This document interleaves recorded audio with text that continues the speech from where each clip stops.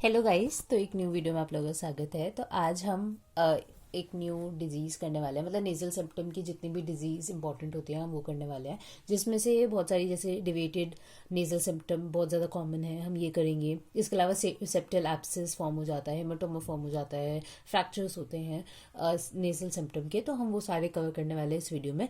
तो अगर आपको इस चीज़ में इंटरेस्ट है तो please carry on with the video. तो सबसे पहले नेजल सिम्पटम सबको पता है कहाँ प्रेजेंट होता है, नाक के अंदर जो बीच में जो सेप्टम होता है उसको नेजल सेप्टम कहते हैं। तो हम उसके डिजीज पढ़ने वाले हैं। तो उससे पहले मैं ये चीज आपने सबको ने पढ़ी होगी, लिटल्स एरिया। ये क्या होता है ना कि एक एनास्टमोस बनता है नेसल सेप्टम पे, ठीक है। और ये जो होता है ना बहुत ही वैस्कुलर एरिया, जैसे अगर मैं बनाऊं जैसे नेजल सेप्टम को हम देखें तो ये कुछ ऐसा होता है, ठीक है। इस शेप का होता है। तो इसमें ना हम इसको डिवाइड कर सकते हैं 4 क्वाड्रेंट में, ठीक है। तो ऊपर वाला जो होगा वो एंटेरो सुपीरियर होगा, एंटेरो इंफीरियर, पोस्टेरो सुपीरियर, पोस्टेरो इंफीरियर, ठीक है। तो ये नेसल सेप्टम के से 4 पार्ट हो सकते हैं, ठीक है। तो इसके एंटेरो इंफीरियर पार्ट पे नेसल सेप्टम के एक वैस्कुलर एरिया होता है, या वहां पे एनास्टमोस बनता है 4 आर्टरीज का। अगर कोई भी मतलब जैसे नाक से ब्लीडिंग होना उसको एपिस्टेक्सिस कहते हैं। तो मोस्ट कॉमन साइट जो होती है ना वो यहीं पे होता है कि यहाँ पे कोई इंजरी हुई उसकी वजह से, या किसी आर्टरी में चोट लग गई तो वैस्कुलर उसकी वजह से हमें एपिस्टेक्सिस होने लग जाता है, ठीक है। तो हमें ये समझना बहुत इंपॉर्टेंट है। तो इसलिए यहाँ पे कौन कौन सी आर्टरीज का एनास्टमोस होता है इस एंटेरो इंफीरियर रीजन में, वो कौन कौन सी है? Anterior ethmoidal artery, sphenopalatine artery, greater palatine artery और सेप्टल ब्रांच और सुपीरियर लेबियल आर्टरी, ठीक है। तो इसमें से कुछ जो है वो एक्सटर्नल कैरोटिड आर्टरी की ब्रांचेस है, कुछ इंटरनल की है, और वो मिला के यहाँ पे एनास्टमोस करते हैं एंटेरो इंफीरियर एरिया में ऑफ नेसल सिम्पटम, जो है most common site of epistaxis. Also this is the site for origin of bleeding polyps, ठीक है। ये तो हो गई कॉमन बात। अब हम एपिस्टेक्सिस और ब्लीडिंग, मतलब जो पॉलिप्स जो नाक में बनते हैं नेजल पॉलिप्स, ये दोनों बहुत ही कॉमन है, ठीक है। तो ये दोनों का ही हम पढ़ने वाले हैं पर नेक्स्ट वीडियो में। आज हम फ्रैक्चर्स पढ़ने वाले हैं नेजल सेप्टम के, ठीक है। तो सबसे पहले जो सेप्टल इंजरीज होती है उसमें मतलब जो भी नेजल फ्रैक्चर्स है वो मोस्ट कॉमनली क्यों होती है कि कोई भी ट्रॉमा हुआ है, ठीक है। तो लड़ाई झगड़ा अगर हुआ, नाक पे चोट लग गई, तो उसकी वजह से, ट्रॉमा की वजह से फ्रैक्चर हो सकता है सेप्टल नेजल सेप्टम का, ठीक है। तो septal injuries with mucosal tear cause profuse epistaxis while those with intact mucosa result in septal haematoma, ठीक है। इसका मतलब क्या है कि अगर फ्रैक्चर हुआ, सेप्टम फ्रैक्चर हुआ, उसके साथ म्यूकोसा भी टीयर हो गया तो बहुत ज्यादा ब्लीडिंग होगी। लेकिन अगर म्यूकोसा इंटैक्ट है तो बीच में, मतलब सेप्टम और म्यूकोसा के बीच में हेमाटोमा फॉर्म हो जाएगा, ठीक है। उसको सेप्टल हेमाटोमा कहते हैं। ये चीज भी हम पढ़ने वाले हैं, ठीक है। तो फ्रैक्चर जो है वो या तो प्रोफ्यूज एपिस्टेक्सिस कॉज कर सकता है या तो सेप्टल हेमाटोमा कॉज कर सकता है, ठीक है। और अगर सेप्टल हेमाटोमा को हम ड्रेन ना करें तो वो सैडल नोज डिफॉर्मिटी फॉर्म कर देता है, ठीक है। तो ये नोज की, एक्सटर्नल नोज की डिफॉर्मिटी होती है, वो भी आप फोटो देख लेना। उसके अंदर ना सैडल नोज, मतलब सैडल आप सबको पता होगा ना, तो वैसा मतलब ऐसा कुछ सैडल होता है ना, वो क्या कहते हैं, हॉर्स के ऊपर जो बैठने वाली चीज होती है, तो वैसा नोज की शेप हो जाती है, ठीक है। तो वो डिफॉर्मिटी हो जाती है एक्सटर्नल नोज की, तो वैसा फ्रैक्चर की वजह से हो सकता है, ठीक है। इसके अलावा 2 टाइप के आपको फ्रैक्चर्स पढ़ने हैं नेजल सेप्टम के। सबसे पहले है जार जवे फ्रैक्चर और एक है शेवलेट फ्रैक्चर, ठीक है। अगर किसी को फ्रंट से नेसल सेप्टम पे चोट लगी या जो भी ब्लो या ट्रॉमा है वो फ्रॉम फ्रंट है, तो इसकी वजह से क्या होता है, इसकी वजह से जो फ्रैक्चर होता है उसको कहता है जार्जर फ्रैक्चर। और वहीं पे अगर जो फ्रैक्चर है वो बिलो ब्लो लगने से या बिलो नेसल सेप्टम चोट लगी है उसकी वजह से अगर फ्रैक्चर हो गया नेसल सेप्टम का तो वो शैवलेट फ्रैक्चर होता है, ठीक है। अब ये कॉज बाय, जैसे लिखा है, blow from front, it start from anterior nasal spine and run horizontally backward to vomer, ठीक है। तो वोमर एक बोन होती है जो नेसल सेप्टम को डिवाइड करती है बहुत ज्यादा पोस्टीरियरली, तो वो बोन के हॉरिजॉन्टली मूव करता है ये फ्रैक्चर लाइन बताइए कैसे मूव कर रहा है, ठीक है। ये आपको याद है तो ठीक है, पर ये बहुत इंपॉर्टेंट है कि फ्रंट से अगर लगे तो कैसा फ्रैक्चर होता है, बिलो से लगता है तो कैसा फ्रैक्चर होता है, ठीक है। इसके अलावा शैवलेट फ्रैक्चर क्या होता है कि it runs vertically from anterior nasal spine upwards to the junction of bony and cartilaginous dorsum of nose, ठीक है। तो ये वर्टिकली जाता है और ये हॉरिजॉन्टली इसका फ्रैक्चर लाइन होता है, ठीक है। तो ये चीजें हो गई कुछ कॉमन, ठीक है। इसके बाद जो बहुत ही ज्यादा कॉमन डिसऑर्डर आप देखोगे वो होता है डेविएटेड नेसल सेप्टम, ठीक है, जिसको डीएनएस भी कहते हैं, ठीक है। अब डीएनएस जो होता है ना ये मोस्ट इंपॉर्टेंट और मोस्ट कॉमन कॉज है नेसल ऑब्स्ट्रक्शन का, ठीक है। किसी को नेसल ऑब्स्ट्रक्शन बहुत फ्रीक्वेंटली रहता है तो उसका मोस्ट इंपॉर्टेंट और मोस्ट कॉमन कॉज है कि उसको डेविएटेड नेजल सेप्टम की कंडीशन हो, ठीक है। अब ये डेविएटेड डीएनएस कैसे होता है, तो इसके कॉजेज है, सबसे पहले ट्रॉमा हो सकता है कि कोई भी लेटरल चोट लगी है, ब्लो और नोज में cause displacement of sceptre cartilage. ठीक है, आपको पता होगा कि हमारा जो नेसल सेप्टम है वो हाफ कार्टिलेज हाफ बोन से बना है। ठीक है, तो ट्रॉमा की वजह से सेप्टल कार्टिलेज जो होता है वो अगर डिस्प्लेस हुआ तो उसकी वजह से डेविएट हो सकता है नेसल सेप्टम। ठीक है, इसके अलावा फ्रंट से अगर ब्लो लगा है या बकलिंग ट्विस्टिंग फ्रैक्चर्स है या बकलिंग करते हुए ट्विस्टिंग, जो भी अगर ऐसे करके कुछ भी हुआ है तो ट्रॉमा, मतलब बेसिकली आपको याद रखें ट्रॉमा की वजह से नेसल सेप्टम डेविएट हो सकता है। ठीक है, नेक्स्ट क्या हो सकता है, डेवलपमेंट कुछ लोगों का कंजेनाइटली भी हो सकता है। ठीक है, और कुछ लोग जो होता है जैसे एडेनॉइड हाइपरट्रॉफी होती है तो उसकी वजह से भी हो सकता है नेजल सेप्टम डेविएट। ठीक है, इसके अलावा अनइक्वल ग्रोथ बिटवीन पैलेट्स, इसकी वजह से भी, क्योंकि आपको पता है नोज के नीचे वाला जो होता है इंफीरियर, मतलब जो उसका क्या कहते हैं उसको बेस, वो जो है वो पैलेट्स फॉर्म करता है, तो उसकी अगर अनइक्वल ग्रोथ है उसकी वजह से भी हमारा नेजल सेप्टम डेविएट हो सकता है। इसके अलावा रेशियल फैक्टर्स हो सकते हैं, हेरिडिटी फैक्टर्स हो सकते हैं। ठीक है, अब कुछ टाइप्स के डेविएशन हो सकते हैं नेसल सेप्टम के। ठीक है, तो ये मैंने ना इसके लिए फोटो बना दी कि आपको इजीली समझ आ जाए कि ये नेसल सेप्टम नॉर्मली ऐसा होना चाहिए। ठीक है, बिल्कुल बीच में। ठीक है, लेकिन अगर वो एक साइड हो गया, ठीक है, और बिल्कुल एंटीरियर डिसलोकेशन है तो उसको कहेंगे एंटीरियर डिसलोकेशन। ठीक है, और ये better appreciated looking at base of nose. ठीक है, तो हम जब नाक की जो बिल्कुल बेस को देखेंगे ना तो वहां पे हमें लगेगा कि टेढ़ी है, मतलब नेसल सेप्टम टेढ़ा आपको दिखेगा, तो वो होता है एंटीरियर डिसलोकेशन। ठीक है, इसके अलावा सी शेप डिफ्लेक्शन, तो आपको समझ आ ही रहा होगा कि जो नेसल सेप्टम है वो सी शेप्ड हो गया। ठीक है, इसमें क्या होता है ना, यूनिलैटरल जो चैम्बर होता है वो एक चैम्बर वाइड हो जाता है और एक चैम्बर थोड़ा छोटा हो जाता है। ठीक है, इसकी वजह से जो चैम्बर बड़ा हो गया तो वहां पे ना कंपनसेटरी हाइपरट्रॉफी हो जाती है टर्बिनेट्स की, तो आपको पता होगा टर्बिनेट्स होता है 3, तो उसकी हाइपरट्रॉफी भी हो जाती है उस साइड। ठीक है, इसके बाद होता है एस शेप डिफ्लेक्शन। इसमें क्या होता है, इसमें बायलैटरल नोज का ब्लॉक हो जाता है। ठीक है, दोनों ही नोज आपको ब्लॉक लगेंगे, इसमें एक साइड का नोज ब्लॉक लगेगा, इधर भी एक साइड का लगेगा। ठीक है, इसके अलावा एक होता है नेसल स्पर। ठीक है, तो it predispose to repeated epistaxis और may press on lateral wall of nose giving rise to pressure headache. ठीक है, तो ये जो होता है ना, ये जो स्पर होता है वो लेटरल वॉल ऑफ नोज पे तक भी जा सकता है, जिसकी वजह से प्रेशर हेडेक हो सकते हैं, एपिस्टेक्सिस बहुत प्रोफ्यूज हो सकता है, तो ये सब नेसल स्पर की वजह से हो जाता है। ठीक है, इसके अलावा एक होता है कि जो नेसल सेप्टम है उसकी थिकनिंग हो गई, उसकी वजह से दोनों साइड ऑब्स्ट्रक्शन हो जाएगा। ठीक है, तो ये क्यों होगा कि मे बी जो नेसल सेप्टम है उसमें हेमाटोमा फॉर्म हो गया।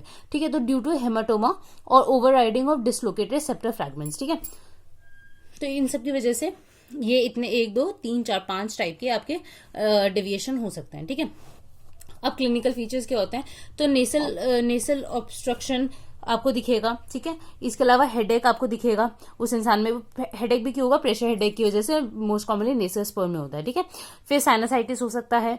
ठीक है, एपिस्टेक्सिस हो सकता है, एनोस्मिया हो सकता है, मिडल ईयर का इन्फेक्शन भी हो सकता है, और इसके ट्रीटमेंट के लिए हमें क्या करता है, सब म्यूकस रिसेक्शन होता है, ये सेप्टोप्लास्टी होता है। ठीक है, तो इसके साथ ही मतलब इसके अंदर इसकी वजह से आप आराम से मतलब इसका सर्जिकल इंटरवेंशन करके इस सेप्टम को वापस ठीक कर सकते हो। ठीक है, तो ये था डेविएटेड नेसल सेप्टम के बारे में। अब हम करने वाले हैं सेप्टल हेमाटोमा। ठीक है, तो सेप्टल हेमाटोमा क्या है कि जो ब्लड है वो कलेक्ट हो गया है अंडर द पेरिकॉन्ड्रियम और पेरिओस्टियम ऑफ नेसल सेप्टम। ठीक है, तो जैसे मैंने बताया कि हाफ कार्टिलेज हाफ बोन से बना है। ठीक है, तो अगर मतलब कॉन्ड्रियम कार्टिलेज होता है तो उसके अंदर भी अगर थोड़ा सा ब्लड इकट्ठा हो गया तो उसको भी हम सेप्टल हेमाटोमा करेंगे, या पेरिओस्टियम की बोन वाला जो एरिया है, बोन वाला जो पार्ट है नेसल सेप्टम का, वहां पे भी अगर ब्लड अगर कलेक्ट हो गया है तो उसको भी हम सेप्टल हेमाटोमा कहेंगे। ठीक है, तो ये दोनों जगह हो सकता है। ठीक है, अब इसकी प्री डिस्पोजिंग फैक्टर क्या है, क्यों हो सकता है ये, तो कोई नेसल ट्रॉमा हुआ है उसकी वजह से सेप्टल हेमाटोमा बन सकता है, सेप्टल सर्जरी हुई है उसकी वजह से हो सकता है, या किसी को ब्लीडिंग डिसऑर्डर्स है उसकी वजह से भी सेप्टल हेमाटोमा फॉर्म हो सकता है। ठीक है, अब इसका क्लिनिकल फीचर क्या होता है, बायलैटरल नेसल ऑब्स्ट्रक्शन। ठीक है, इसकी वजह से आप देखो सेप्टल हेमाटोमा बनेगा तो जो एरिया है नोज का वो थोड़ा सा ऑब्स्ट्रक्ट हो जाएगा, तो इसकी वजह से बायलैटरल नेसल ऑब्स्ट्रक्शन होगा। फ्रंटल हेडेक हो सकता है, सेंस ऑफ प्रेशर फील होगा ओवर नेसल ब्रिज। ठीक है, स्मूथ राउंडेड स्वेलिंग आपको फील होगी और दिखेगी भी। ठीक है, अगर आप नोज को देखोगे तो। ठीक है, इसके बाद इसमें ट्रीटमेंट में क्या करते हैं, ये जो हेमाटोमा ब्लड कलेक्ट हुआ है तो इसको एस्पायर कर लेते हैं, तो haematoma aspiration with wide bone sterile needle के साथ करते हैं। ठीक है, अब इसका कॉम्प्लिकेशंस भी जानना बहुत इंपॉर्टेंट है। अगर हम इसको ड्रेन ना करें, ठीक है, अगर हम सेप्टल हेमाटोमा को ड्रेन ना करें तो वो क्या करता है, may disorganize into fibrous tissue leading to permanently thickened septa. इसकी वजह से क्या होता है ना कि यहाँ पे जो, जैसे मैंने पीछे वाला बताया था ना कि थिकन्ड नेसल सेप्टम बना, वो क्यों बना, क्योंकि यहाँ पे जो सेप्टल हेमाटोमा था उसको ड्रेन नहीं किया गया तो ये थिकन हो जाता है नेसल सेप्टम, क्योंकि वहां पे फाइब्रस टिश्यू का ऑर्गेनाइजेशन स्टार्ट हो जाता है, ठीक है, और वो परमानेंटली थिक सेप्टम फॉर्म कर लेता है, ठीक है। तो ये सी की कॉम्प्लिकेशन है। इसके अलावा सेकेंडरी इन्फेक्शन भी वहां पे हो सकता है, जिसकी वजह से नेसल सेप्टम में सेप्टल एब्सेस फॉर्म हो जाए, ठीक है। अब देखते हैं सेप्टल एब्सेस क्या होता है। तो सेप्टल एब्सेस, एब्सेस का मतलब आप सबको पता होगा कि पस अगर एक पस फिल्ड कैविटी है, ठीक है, उस मतलब एक कैविटी है जो कि लाइंड है बाय सेल्स, ठीक है, वो पस फॉर्मिंग सेल्स होती हैं, ठीक है, और पायोजेनिक मेम्ब्रेन जिनको कहते हैं, ठीक है। तो उसके अंदर अगर पस फिल्ड है तो उसको एब्सेस कहते हैं, ठीक है।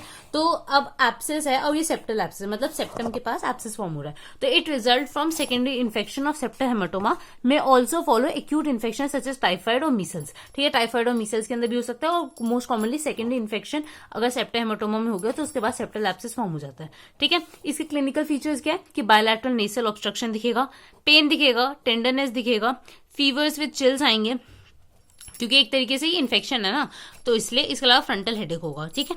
इसके बाद ऑन एग्जामिनेशन क्या देखेंगे कि अब ये एब्सेस है तो एक कैविटी है, तो उस पर हम एग्जामिनेशन करेंगे तो उस पर फ्लक्चुएशन टेस्ट पॉजिटिव आता है, ठीक है। जो सेप्टल म्यूकोसा है वो भी आपको कंजस्टेड दिखेगा, और जो सब मैंडिबुलर लिम्फ नोड है वो भी एनलार्ज और टेंडर दिख सकते हैं, ठीक है।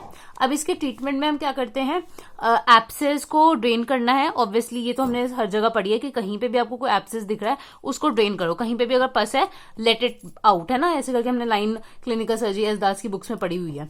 तो वही करना है, यहाँ पे आपको एब्सेस दिख रहा है उसको ड्रेन करना है by incision on dependent part, ठीक है। इसके अलावा एंटीबायोटिक्स एडमिनिस्टर करना है, ठीक है। कॉम्प्लिकेशंस क्या हो सकती है कि augmentation rhinoplasty can result in, मतलब इसको ठीक करने के लिए एक ऑगमेंटेशन राइनोप्लास्टी की जाती है, ठीक है। तो उसकी वजह से नेक्रोसिस हो सकता है सेप्टल फ्लैप्स का, लीड टू सेप्टल परफोरेशन, उसकी वजह से सेप्टल परफोरेशन भी हो सकता है, ठीक है। और इसके अलावा और क्या कॉम्प्लिकेशन हो सकती है, मेनिंजाइटिस हो सकता है, और कैवर्नस साइनस थ्रोम्बोसिस भी फॉर्म हो सकता है, ठीक है। तो ये हुआ। इसके अलावा बहुत सारे ऐसे, अगर आपको जैसे एक और टॉपिक बच रहा है परफोरेशन ऑफ नेसल सेप्टम, जो मुझे तक मतलब इंपॉर्टेंट नहीं लगा, चलो फिर भी मैं थोड़ा सा ब्रीफ कर देती हूँ, आप उसको एक बार रीड कर लेना अपनी बुक से। तो उसमें क्या होता है ना कि ऑब्वियसली नाम से पता चल रहा है कि सेप्टल मतलब ट्रॉमा हुआ फ्रैक्चर हो सकता है, फ्रैक्चर हुआ या डिविएटेड नेसल सेप्टम डिविएट हो सकता है, ट्रॉमा हुआ वहां पे ब्लड कलेक्ट हो गया सेप्टल हेमाटोमा फॉर्म हो सकता है, सेप्टल हेमाटोमा में सेकेंडरी इन्फेक्शन हो गया सेप्टल एब्सेस फॉर्म हो सकता है, ठीक है। अगर सेप्टल एब्सेस को ठीक नहीं किया गया या कोई सर्जरी जैसे ऑगमेंटेशन राइनोप्लास्टी सर्जरी करवाई तो इन सब की वजह से क्या होगा, परफोरेशन हो जाएगा नेसल सेप्टम का। तो इसलिए बहुत सारे टाइप के, जैसे ट्रोमैटिक परफोरेशन बहुत कॉमन है कि ट्रॉमा की वजह से ये सारे सीक्वल हुए उसके बाद परफोरेशन हो गया, तो ये बहुत कॉमन है, ठीक है। इसके अलावा पैथोलॉजिकल परफोरेशन भी होता है, उसमें क्या होता है कि बहुत सारे जैसे राइनोलिथ होते हैं। राइनोलिथ क्या होता है कि नोज के अंदर स्टोन का कलेक्शन हो गया, या बहुत सारे ऐसे क्रॉनिक ग्रैनुलोमेटस कंडीशंस होती है जैसे टीबी होता है, लेप्रेसी होता है, उनकी वजह से अगर वो सेप्टम को इफेक्ट कर रही है तो उसकी वजह से भी परफोरेशन हो सकता है। इसके अलावा बहुत लोग होते हैं जो बहुत सारे केमिकल्स ड्रग इसका इंटेक करते हैं, जैसे कोकेन एडिक्ट्स में, इन सब के अंदर भी परफोरेशन हो सकता है नेसल सेप्टम का, ठीक है। तो ये चीज याद रखनी है, पर आपको बस इस यहाँ पे मैंने ये कहीं मेंशन नहीं किया, पर आप इसको नोट्स में डाल सकते हो अगर आप नोट्स लिख रहे हो, कि ये होता है कि कभी भी अगर आपको कैसे आइडेंटिफाई करोगे कि सिफिलिस की वजह से नेसल परफोरेशन हुआ है या टीबी लेप्रेसी इन सब की वजह से हुआ है, ठीक है। तो इसके लिए क्या होगा कि टीबी और जो लेप्रेसी है वो हमेशा कार्टिलेजनस पार्ट जो होता है नोज का सेप्टम का उसको इन्वॉल्व करती है, पर जो सिफिलिस है वो बोनी पार्ट जो होता है नोज का नेसल सेप्टम का उसको इन्वॉल्व करती है, ठीक है, उसका परफोरेशन करेगी। तो आप ऐसे याद कर सकते हो इन दोनों के बीच में, ठीक है। इसके अलावा एक और होता है, एक और डिजीज आप पढ़ोगे वेगनर्स ग्रैनुलोमा, ठीक है। वो क्या होता है, वो टोटल सेप्टल डिस्ट्रक्शन करता है, उसमें कार्टिलेज और बोन का कुछ ऐसा नहीं है, वो टोटल सेप्टम का डिस्ट्रक्शन करता है, ठीक है। तो ये ऐसे करके आप परफोरेशन पढ़ सकते हो नेसल सेप्टम का, ठीक है। तो इसी के साथ नेसल सेप्टम की जो डिजीजेज है वो हमने पढ़ लिया है।